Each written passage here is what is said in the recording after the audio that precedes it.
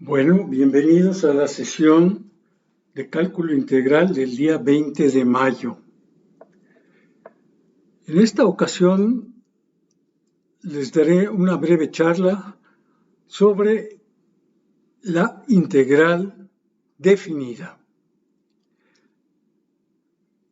Nosotros ya tenemos un antecedente muy importante para este concepto. Nosotros ya vimos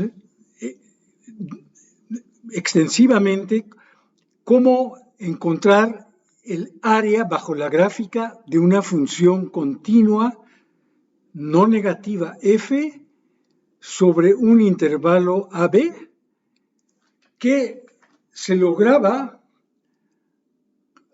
formando unas sumas de este tipo que tenemos aquí arriba, suma de f de xk asterisco por delta x, suma desde k igual a 1 hasta n, y finalmente tomando el límite en esas sumas. Pues veremos que un proceso similar se puede utilizar para el concepto que nos concierne, que es el de la integral definida. Vamos a considerar ahora una función f definida sobre un intervalo cerrado AB.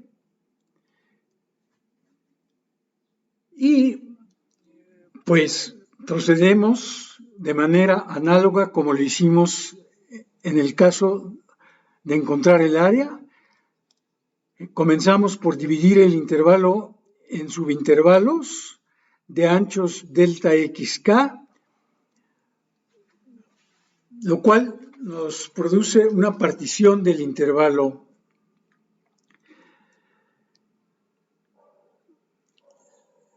Queremos mencionar aquí que cada uno de estos subintervalos pues, tiene su ancho, delta xk igual a xk menos 1, y un dato que nos interesa sobremanera es cuál es el mayor de estos, el ancho mayor que hay en nuestra partición. Y a ese ancho mayor lo denotamos de esta forma, una P entre dos barras, y le llamamos la norma de nuestra partición. Finalmente, escogemos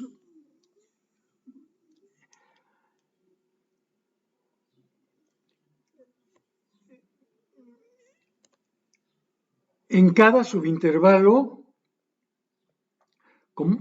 como se indica aquí está el intervalo xk menos 1, xk, escogemos un punto muestra xk estrella.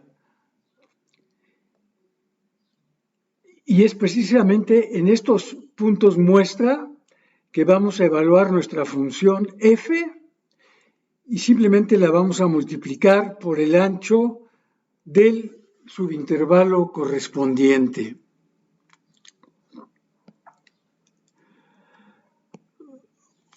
Bueno,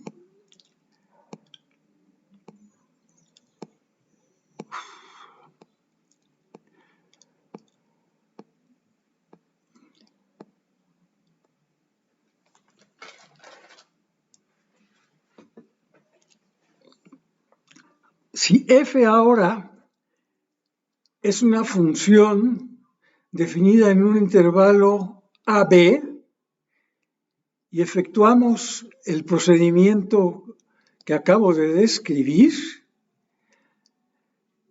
entonces lo que nosotros vamos a hacer es formar estas sumas desde i igual a 1 hasta n de f de xy asterisco por delta xy, y vamos a tomar el límite de estas sumas cuando n tiende a infinito, siempre y cuando, por supuesto, este límite exista y además arroje el mismo valor para todas las posibles elecciones de los puntos muestra, y en cuyo caso nosotros diremos que f en ese caso es integrable.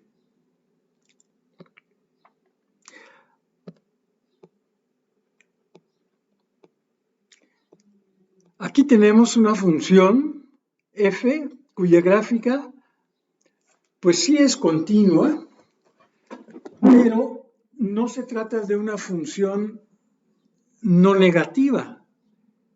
Hay partes donde esta función es negativa, como esta de acá, y luego toda esta parte de acá. Y el resultado de esto es pues que nuestros rectángulos que se encuentran en la parte donde la función es positiva, pues estos rectángulos tienen una altura positiva y por lo tanto al calcular el ancho de la base por la altura obtenemos un número positivo. Pero para los rectángulos estos que están en la parte inferior, pues la base es nuevamente un número positivo. Pero ahora estos rectángulos tienen una altura negativa, que es el valor de la función f en algún punto xk asterisco. Y entonces aquí el producto de la base por el valor de la función pues nos va a dar una contribución negativa.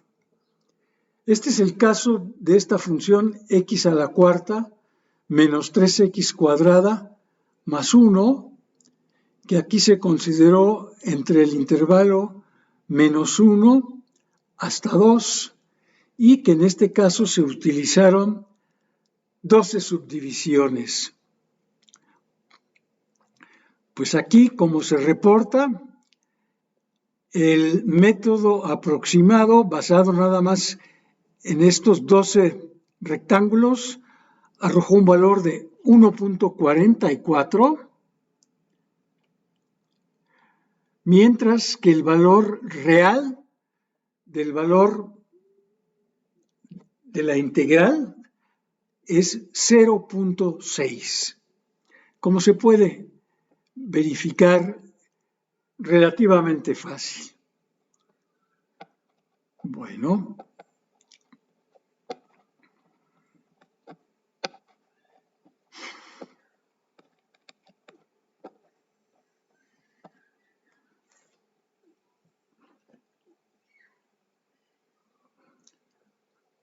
Pues el caso que nos interesa es este que se describe aquí, que se menciona que si f toma valores tanto positivos como negativos, como en la figura 3, entonces en las sumas que estamos haciendo vamos a obtener contribuciones positivas para los rectángulos que están por encima del eje X y vamos a obtener valores negativos de las áreas para aquellos rectángulos que están por debajo del eje X. Aquí pues tenemos un número finito de rectángulos y este ya es el caso en el que tenemos un número muy grande de rectángulos cuando n tiende a infinito. Entonces, la integral de la función f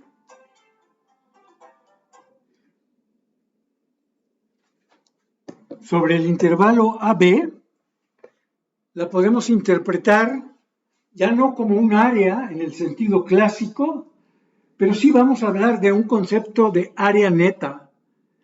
Es como si estuviéramos pensando en algún asunto de dinero y que lo que está arriba pues, son nuestras ganancias que tenemos en cierto momento y lo que está abajo pues, son nuestras pérdidas, nuestros gastos.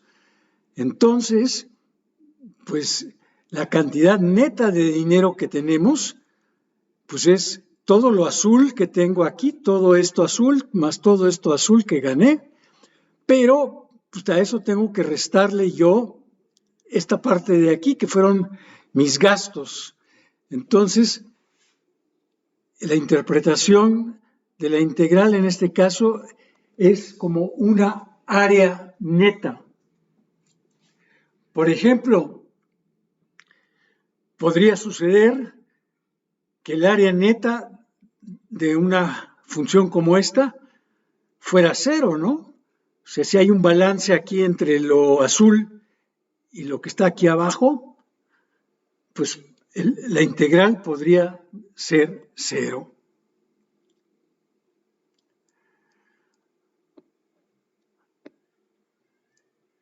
Bueno, no solamente vamos a permitir que la función tome valores tanto positivos como negativos, sino también vamos a quitar otra restricción. Nosotros pedíamos que la función fuera continua, o dicho de otra forma, que la función se pudiera trazar de un solo trazo continuo. Ahora vamos a pensar que la función puede hacer algo así, y luego da un salto aquí y continúa en esta parte de acá.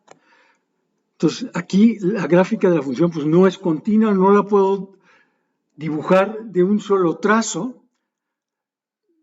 Aquí abajo puse lo que pretende ser un circulito, porque quiero dar a entender que esta función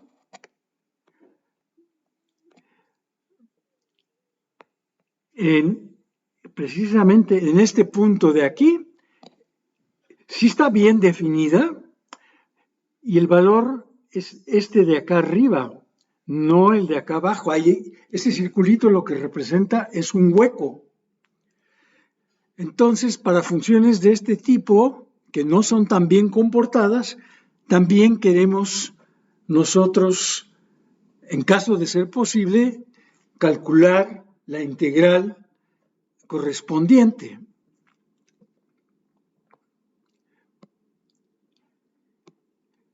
Y tenemos este teorema que nos dice lo siguiente, que una función va a ser integrable si o bien es continua sobre el intervalo AB o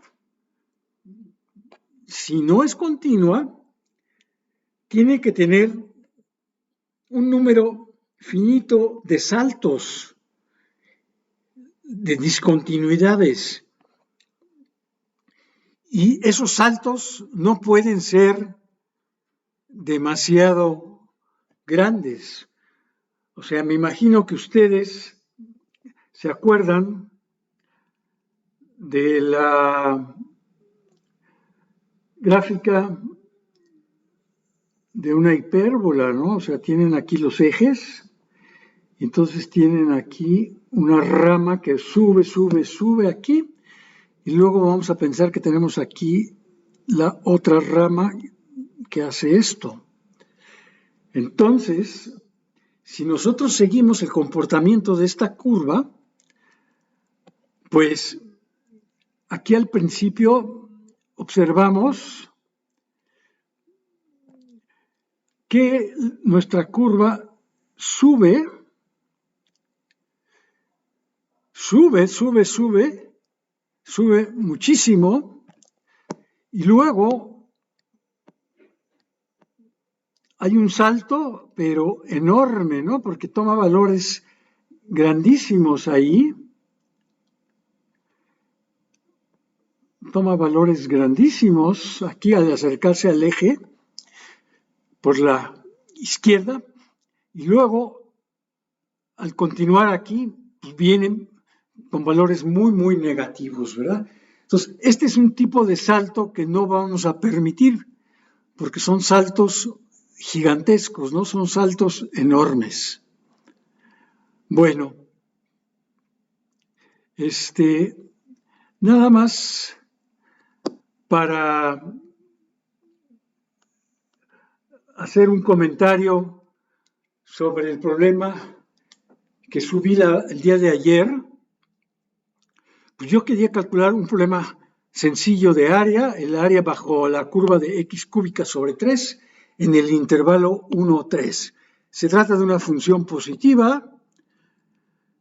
Entonces, pues podía yo usar las formas que nosotros conocemos del extremo izquierdo, del extremo derecho, del punto medio.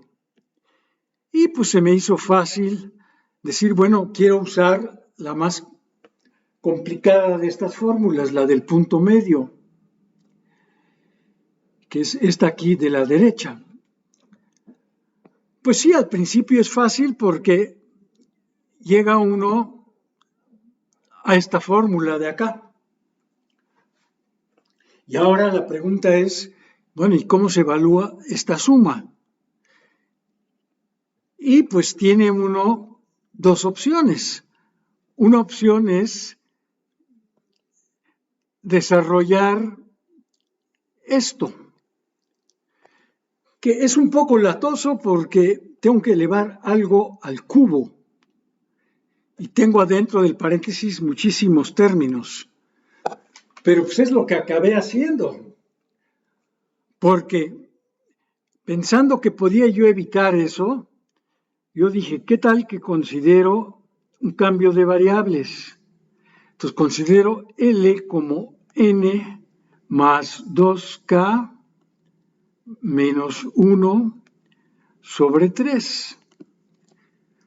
Eso suena muy atractivo porque si sustituyo L en la fórmula, pues me va a quedar algo así como 2 sobre N, la suma de 1/3, y esto es L al cubo. Y falta poner los límites de la suma. Pero pues quiero que vean que esta fórmula pues se ve mucho más sencilla que la original. Y pues uno dice, pues prefiero hacer esta suma a hacer esta de acá.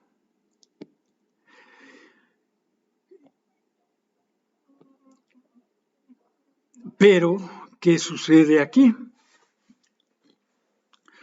Pues que hay ciertos detalles que tengo que tomar en cuenta.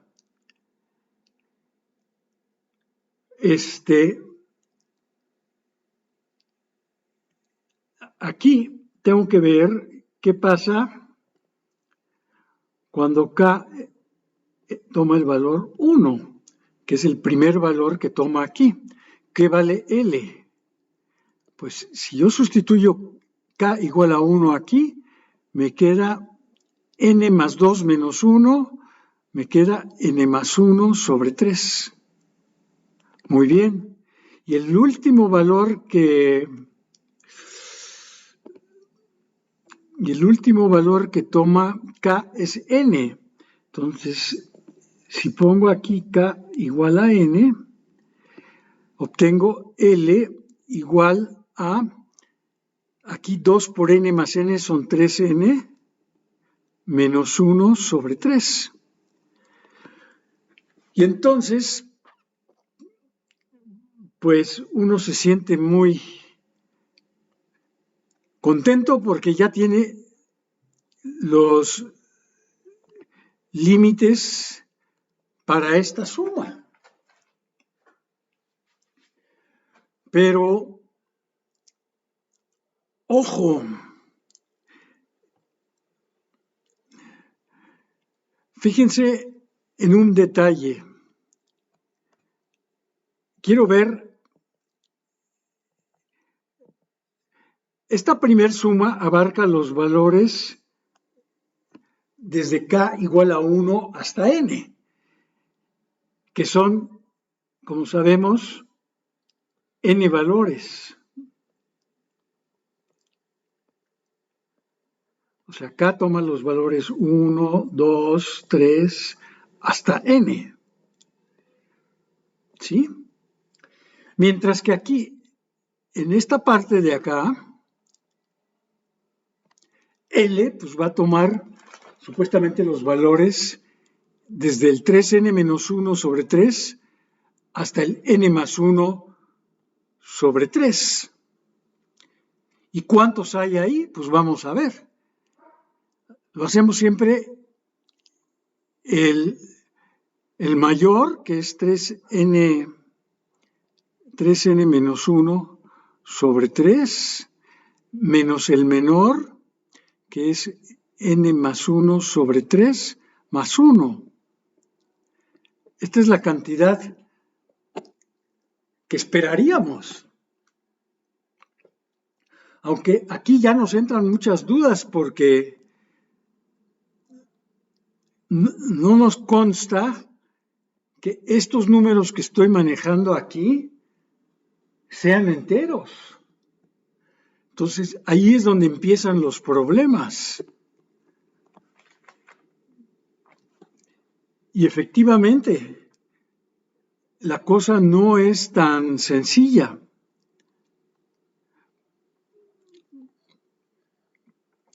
Entonces,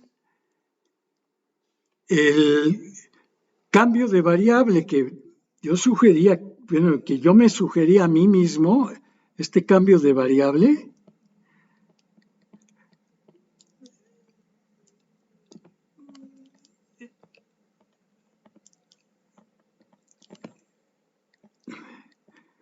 pues es un asunto muy delicado. Sí se puede hacer, ya lo averigüé después que sí se puede hacer, pero se tiene que proceder con mucha cautela, o sea, no es una cosa tan directa como yo había imaginado al principio. Luego, en otra ocasión, les proporcionaré más detalles acerca de esto. Bueno, dejaré este tema por ahora y espero que pasen ustedes una buena tarde y nos encontraremos nuevamente el día de mañana.